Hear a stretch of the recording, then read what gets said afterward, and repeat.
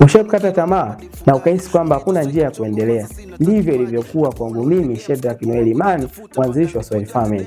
Nikiwa mwaka wa kwanza chuo kikuu Mzumbe, nilihitaji kuacha masomo, na sababu ya kuacha masomo ilikuwa ni kutokana na kwamba nilikuwa na ugumu wa maisha ambao nilikuwa naupitia wakati huo.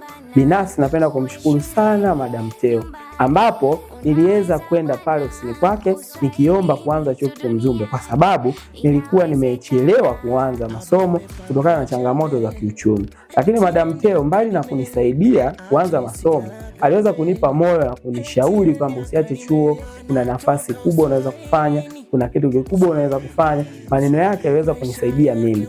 Imagine sasa hivi nimemaliza degree mwaka wa 3 na naitumia elimu yangu kukuza Swahili Family, lakini pia kutoa support kwa vijana wenzangu. Naomba walimu wengine na watu wengine waweze kubarikiwa ambao wanawashika mkono watu wakiwa kwenye wakati mgumu. Asante.